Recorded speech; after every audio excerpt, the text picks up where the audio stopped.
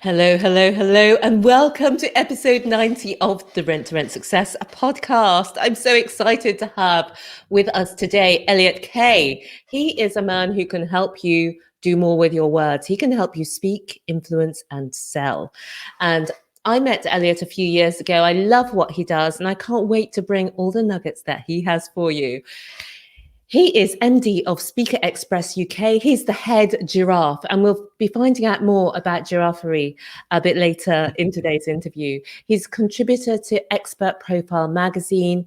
He's an international speaker with over 8,000 hours of stage time. He is the man from whom to learn about public speaking, but he's also a man from whom to learn about engaging, about pitching, about being powerful in your words, about using speaking to speak, influence, sell.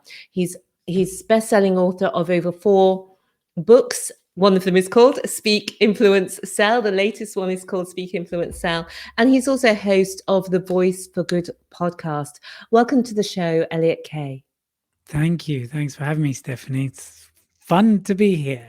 Let's do this. It is. We've just been talking football, but that's not what we're talking about today. I would love for our listeners who maybe don't know you, Elliot, for you to tell a little bit about who you are and how you got here. Sure. So for the last decade, I've been the co-founder and I run Speaker Express. And that was started in a small, stinky, smelly pub in London. And it came from the co-founder's idea where she wanted to provide a safe space for people to practice their speaking, not just show up for 4 days and be booted off, just to have monthly regular events. And that's where it started.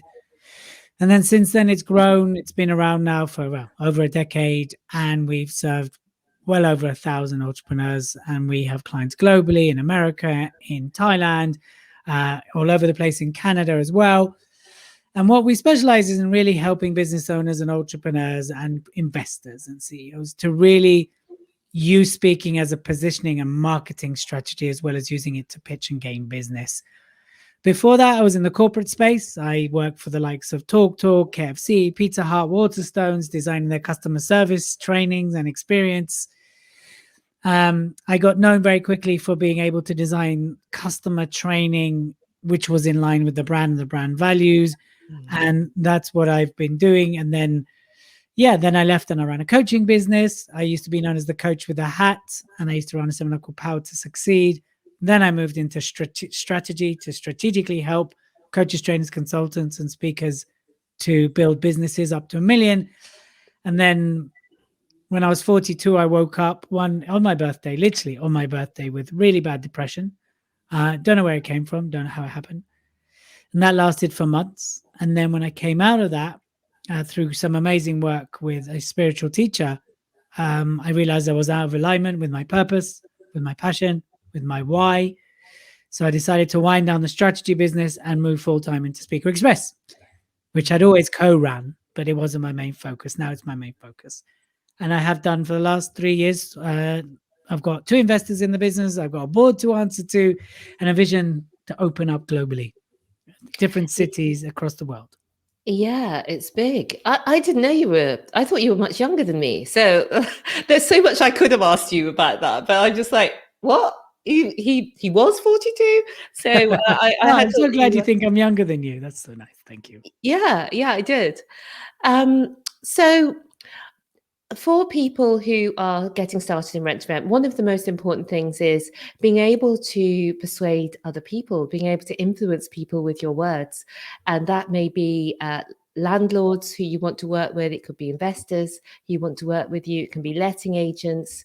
So I'd love you to tell us why the power of your voice is so important. Oh, we've got a little one coming in. We've got a mini giraffe. Hello, little giraffe.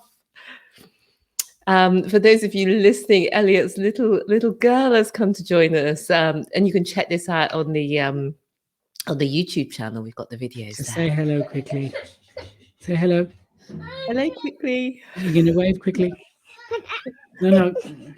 Yeah, she's trying to grab it. Come on, say hello quickly. Hello quickly. Hi. Hello. I love the way that she's not going to speak unless she's got the actual headphones on, Daddy, because everybody knows you need the headphones on to speak. But we're going to leave all of this in. So you're going to be in the episode, which is great. Bye. Bye. Bye. Bye. I didn't. Tell us Goodbye. about why Sorry the about. power of voice is so important, Elliot. One sec. I'm so sorry about that, Stephanie. No, don't Normally they worry. don't come rushing in when I'm recording a podcast. They don't think It's they knew I was fine. recording a podcast. So there you go. Working from home, the pleasures of doing it. Yeah. Your question. It's absolutely fine. We've got a little bit more interesting than we usually get, and certainly a lot cuter than we usually get. I wonder if that was one of those things that go viral. They'll just chop out that bit and go, check out this guy during a podcast recording. Boom. You know, like it happens to other people on TV, right? When that happens. Like that news presenter. Yes. Well, so tell us why the power of voice is so important. Well, I think, you know, let's take it to property, right? Because that's what this podcast is about, the rent-to-rent space. How you use your voice and how you communicate is everything, because you can use your voice to influence, and you can use your voice to change the industry, and you can use your voice to stand up for something.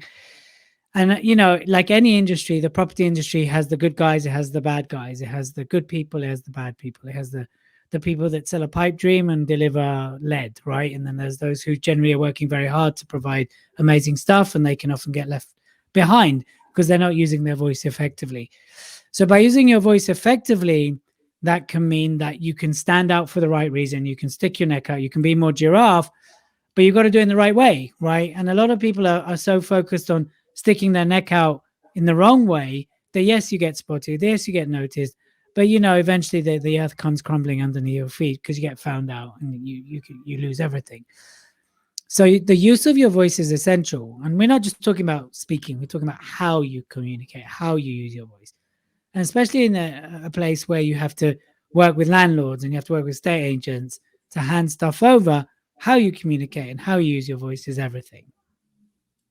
Yeah, it's true. It's true, absolutely, because business is all about relationships, and relationships are all about communication, and being able to communicate more effectively gives you much better results. So we're going to talk about pitching today and how to pitch an idea or a proposal. And when you think about pitching, what are the biggest mistakes that you see that people are making? Are we talking on like virtual stage and on stage, or we talk just generally pitching? Just generally pitching, more in a sort of one-to-one setting. I feel some of the greatest mistakes people make is, number one, they just regurgitate what they've been told or what they learn. Right. So you talk at you, they talk at you like, Stephanie, this is why you need rent to rent. This is why you need to do it. You should do it. And this is what you get. And this is how you get it. And this is how it works. And, I had a call yesterday with someone, and, while their product is potentially interesting, she asked me no questions, right? Nothing. And while she's like, we only approach people like you to be an author for us and no questions. She wasn't asking if I had anything in the pipeline. She wasn't asking if I had any content. Like, just talked at me for 10 to 15 minutes. And I was just like, okay, well, this sounds fairly interesting, but you've made zero effort to find out about me. And I've been, obviously, I have lots of people in the property space. I work with people who raise investment. I work with investors in the property space. And I feel a lot of people just simply go, well, I've been told to say this, so I'm going to say this. And there's zero rapport, right? Zero connection. If you're not building that bridge between me and you, how am I going to let you into my world? And how am I going to enter your world? It's all very well going, look, rent to rent is a great scheme for you to make lots of money, to have the financial freedom, to build the lifestyle you want. Cool. Have you found out what I actually want? Are you, and that's the key mistake when it comes to pitching. Too many pitch with their mouths and not their ears. And really, a lot of pitching should be done with your ears and very little with your mouth. And that's where a lot of people get it wrong. That is such That is such good advice. And two things you said is that yesterday this person didn't ask you anything. And it's so compelling when somebody is interested in you, when they're interested in what you're trying to achieve, what you're trying to do, and they're going to help you get there. They're interested in your problems and they're going to help you solve them. And they're going to demonstrate that they can do that after having listened to you. So I love that phrase, pitch with your ears and not with your mouth. So it's not what you'd necessarily expect No. when you're thinking about how can I present and how can I impress. But I suppose what you're saying is that the most impressive thing for people is somebody who can solve their problems, somebody who understands them, and you need to use your ears to understand them. Absolutely. The greatest skill you can learn when you're pitching is listening, because the pitch should form a very small part of it. If you do it right, obviously there's things you have to say and there's stuff you have to get across. But the clever thing is to take what you have to say and frame it so it speaks to the other person's model of the world. And again, that's where pitching goes wrong, is a lot of people don't find the time to enter that person's model of the world. So if we take an estate agent or we take landlords, right? Most people go, hi, again, this is an educated guess. I know people in the property industry, but I haven't been one. But I know from having worked with a few, probably go up to landlord and go, oh, so you got a lot of lands, you own loads of houses. Yeah, great. Well, I've got this scheme. It's called rent to rent. And here's how it works. And here's how you get. And what you need to do is simply do this with us. And then you get a set amount a month. How does that sound? And some landlords will be like, well, do I trust you? Do I know you well enough to hand you over my properties for you to rent, right? Versus going, hey, Stephanie, can you tell me what your current situation is with the properties that you own?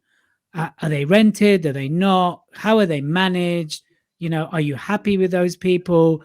And I'm not asking, if you're happy or not. I'm just wondering if you're open for a different way of doing things. Obviously, imagine we're having more of a conversation, right? Okay, cool. So thanks for that. So what are your biggest challenges right now when it comes to these properties, to managing the properties, to managing the people, managing the properties? What are your greatest challenges? Oh, right. Okay, great. So what would be the implications if we don't address those challenges? And you have that conversation. Okay, cool. So what is it, Stephanie, you feel needs to change? What do you think needs to be done differently? Again, And then, okay, so look, if I was to offer you a scheme, what do you think you would not scheme? I know it's not a scheme. I'm sorry for calling it a scheme. Strategy. If I was to offer you a different way of doing things, what would you need from me? Because you mentioned this in the problem and you mentioned this in the problem. What do you think you would need from me? Okay, great. Now, what I've got is a whole bunch of what is their biggest pain? What are their challenges? What would get them to buy from me? What are their boundaries? And I can tailor everything you've just told me, which I know you haven't, let's say everything that I've learned about rent to rent back to them in a way that relates to them. Yeah. Right. And that's a very small part of the conversation. But a lot of people do it the other way around. They talk for a lot and I find another mistake is people listen, but they don't listen. Right. Yeah. They go, oh, so I've been told to ask this question. So I'm going to ask this question, even though I know what I'm going to say next. And that's another mistake. So to me, the more you learn to listen, that's the best way to pitch. Obviously, you don't just listen and go, okay, that's great. Yeah, thanks. Yeah, you're listening because you're gathering information to then say it back to them with a solution that is rent to rent. And then that works better. I love what you're saying. And it's so true. And over the years, what we found, I used to talk a lot. People will find it hard to believe at the beginning. But then I realized, oh my gosh, all I have to do is listen and then repeat back. And that just took all the pressure out. And also it made me more relaxed. And so that's from there, you can know that one of the most important skills for people to have to feel more relaxed in what can feel like a bit of a stressful situation for many people is to be curious about the other person. Right, exactly. Yeah, and to really build the rapport and to take an interest and be present. The other, you asked about mistakes. I think the other one is not to be present to the process. And you're thinking about the WhatsApp and the email and the Facebook message you're going to send and oh, the football starts in 10 minutes or whatever, right? Yeah. Presence is very important. And the other person, especially the space you're in, we're talking thousands, if not millions, crossing hands, right? Mhm. You're talking people's assets they've built up. If I'm feeling that you're not present to me, and it's an energetic thing, it's not, you might get that person going, you're not really present, you're not really listening to me, are you? Very few people will say that unless they're absolutely blunt, but most people will feel if you're not present. Most people will feel if you've checked out. And if you've checked out, you could lose a sale. Why? Because you weren't present to that conversation. So imagine now we're doing this podcast, and I mean, I know my kids just jumped in, but I'm not really listening to your story. And I'm kind of, I'm here, but I'm not here. Or I could Mhm. even energetically kind of be looking at you, but I'm going, yeah, will England win on Sunday? Yeah, you'll Yeah, feel that, right? we're all asking that. Right, exactly. But you'll feel that, and that again, that Mhm. impacts the potential of the winning the business. And these are all the little things that add up. If you don't listen and you talk a lot, if you're not present, if you're not making it relevant to me, all these things are going to destroy the sale. Yeah.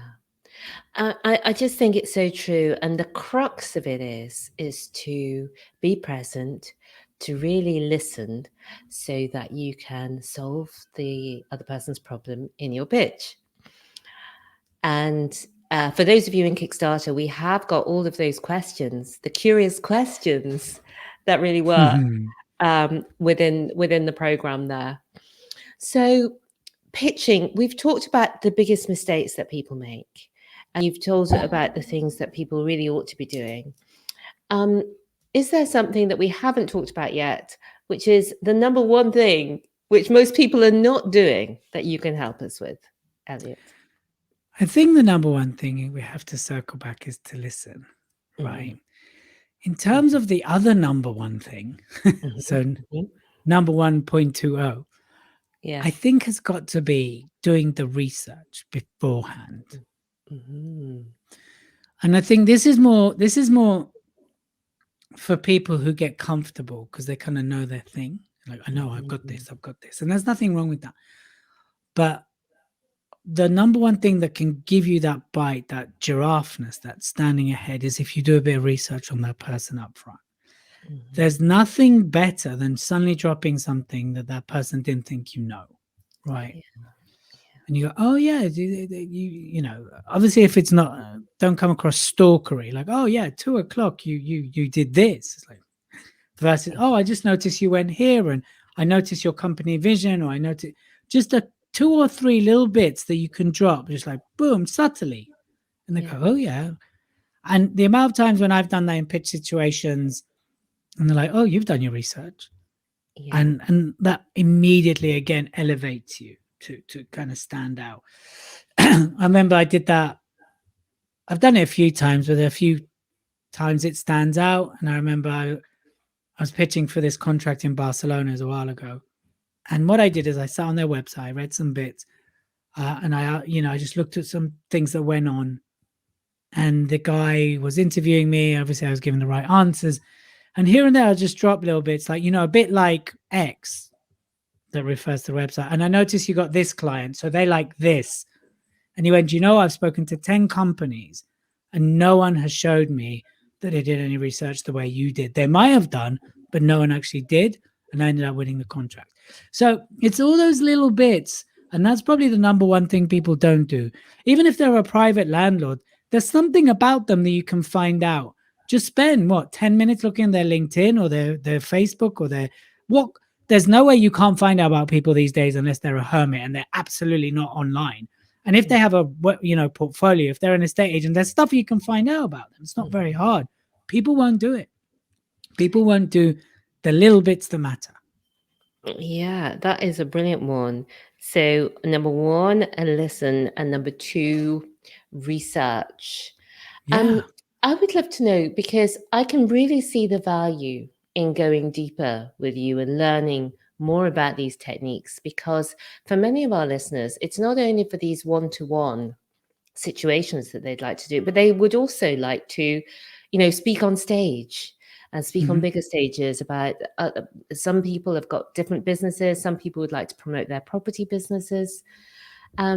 So can you give us some first steps for someone who wants to go from perhaps not having spoken in public before to being a successful speaker on stage? Yeah, of course.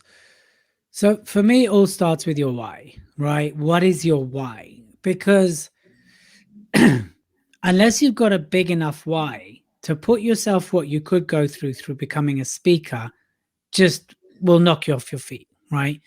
And I'm not saying that to scare anybody or to, put anyone off. The truth is, unless you have a big calling, a big purpose, a big why, and you know what? My big why is very simple: to be a great father, to be a great husband, and to impact entrepreneurs, right? I don't want to revolutionize anything. I just, want to know that I can show up as the best me for my family, for my kids, for my wife, and of course for entrepreneurs globally. I believe that I can help people step into the spotlight versus be in the spotlight. That's my why. Now, the reason I'm mentioning this is because if we look at the last 15, 16 months, unless you had a solid why, a solid purpose, you have been knocked off your feet, right? The most resilient have been challenged. The toughest amongst us have been challenged. Me too. Now, the thing that kept me grinding, getting up, after, I don't know about you, but for lockdown 3 for me was disastrous. It was almost like you took a rubber and you could just wipe anything off, any potential clients, any potential business. You could have just rubbed it out, like gone bye, just dived. And it's that why that gives you that grit. It's that why that gets you up. It's that why that lets you look for that light amongst the darkness. So that's what I'm talking about, having the why. And it doesn't have to be, a revolution, Gandhi style kind of Martin Luther King thing. It doesn't need to be. It can be, by the way. It can be, Greta.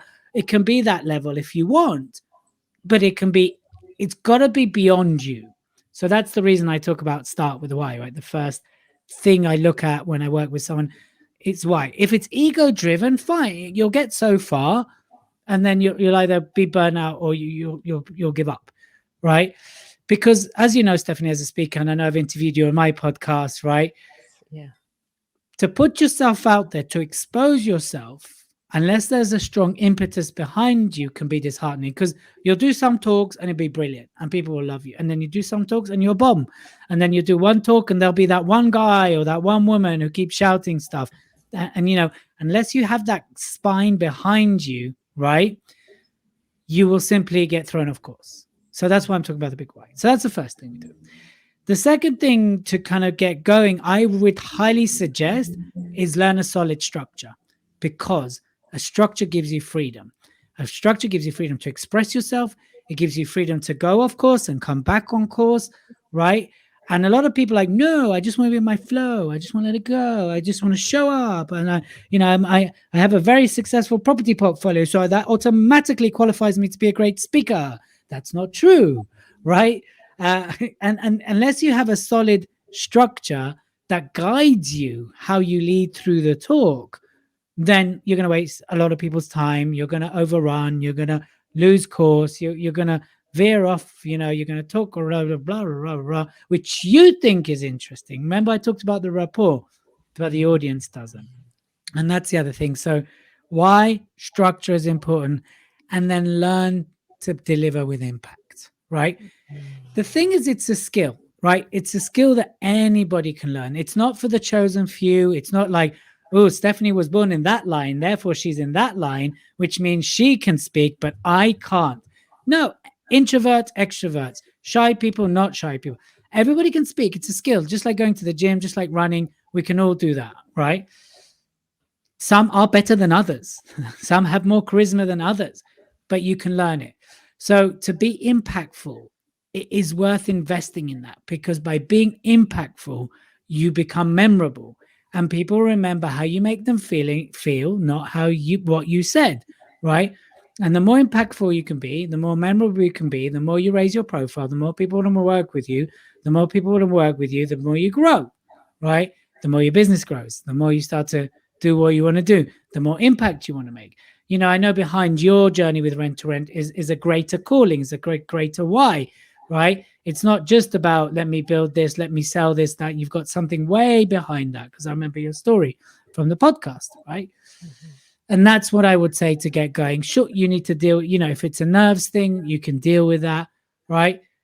Everything that could come as an obstacle is a stepping stone as an opportunity to grow when it comes to speaking. Everything can be dealt with. Everything can be taught.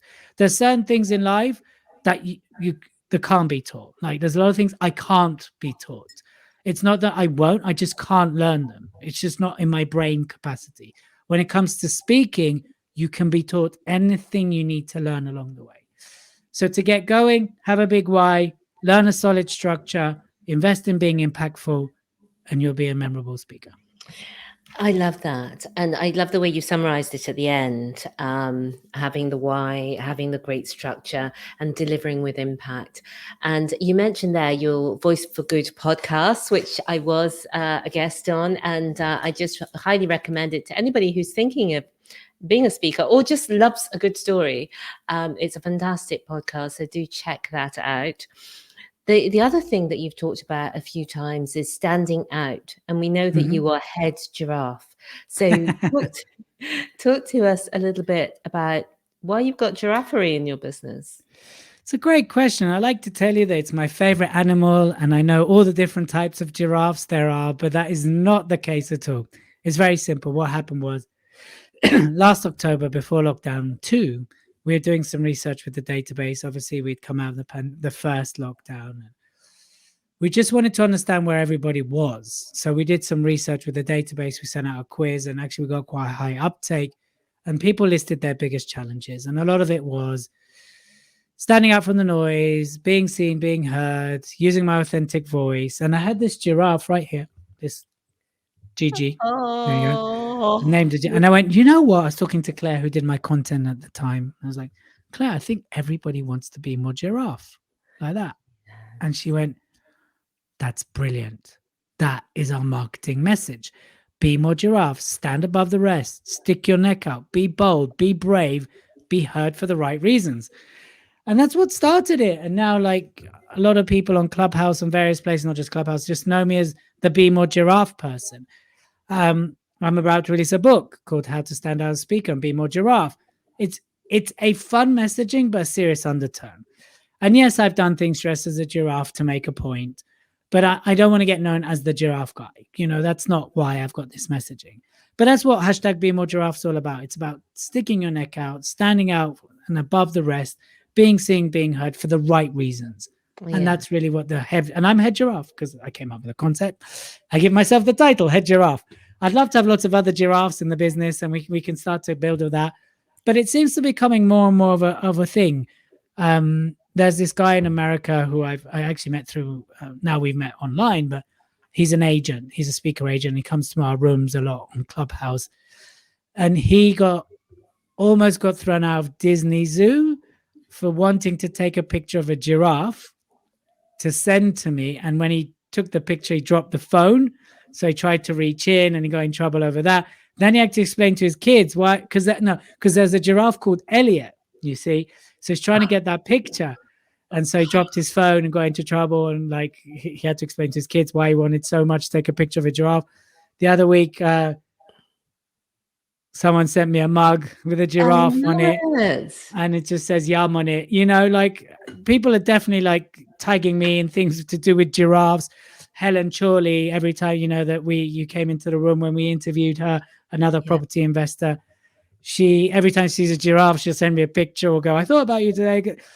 And it's really sticking in people's minds. But more than anything, I want it to be like, oh, Be More Giraffe, stand out, right? So it's not just like, oh. So yes, there's a lot of fun to it. And I think when people are having fun with something, it becomes more memorable. It wasn't intentional. I didn't go, okay, what is our marketing message? Like, what is it? I wish I did that. That'd be quite genius.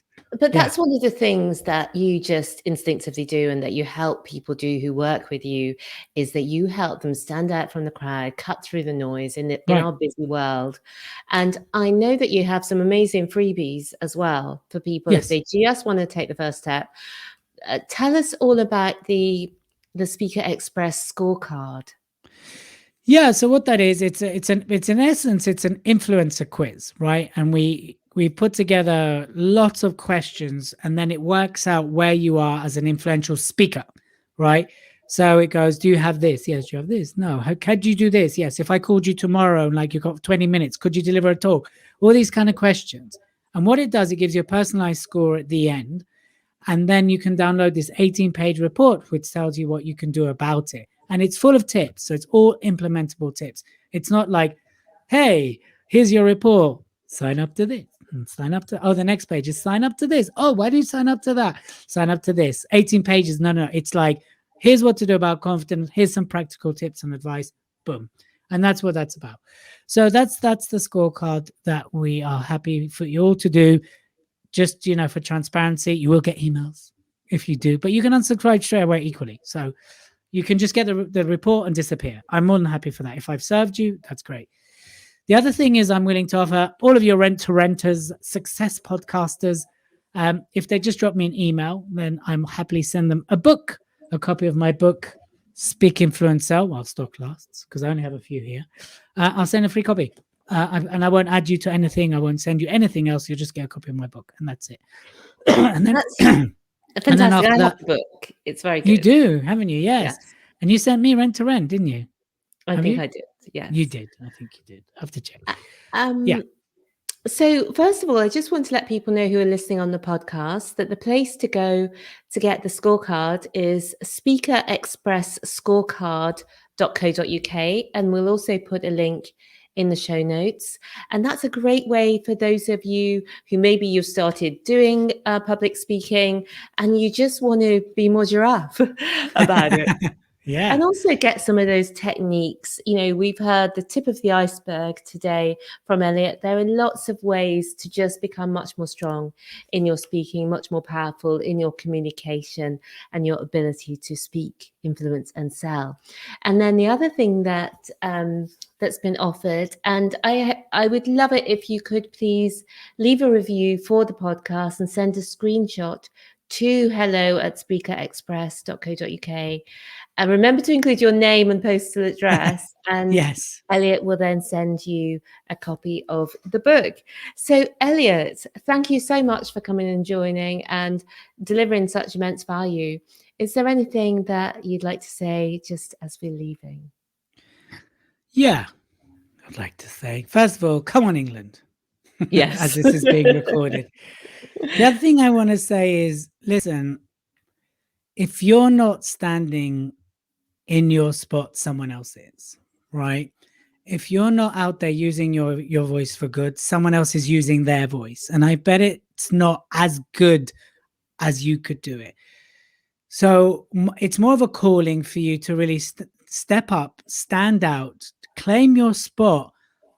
And if you want to influence positive change in whatever industry, in whatever part of this world you want to do it in, it starts with you speaking out. So be seen, be heard, and always, always use your voice for good and be more giraffe. Yes, I was hoping you were going to say that. I love it. Just stand out, don't hide, because that's a natural instinct for many people is to hide, because it does feel a bit scary for most people to do public speaking. So you've got some amazing resources there. Speaker Express Scorecard.co.uk to find out where you are at the moment and get some really useful tips. And also, if you leave a 5-star review for the Rent to Rent Success podcast, screenshot that over to Elliot at hello@speakerexpress.co.uk with your name and address. He will send you a copy of Speak, Influence, Sell, which is a phenomenal book. So thank you, Elliot Kay, for joining us today. And thank you also for listening or for watching. It's been lovely to be with you again this week. And remember, believe bigger, be bolder, be a game changer. And I'll see you again next week. Bye for now.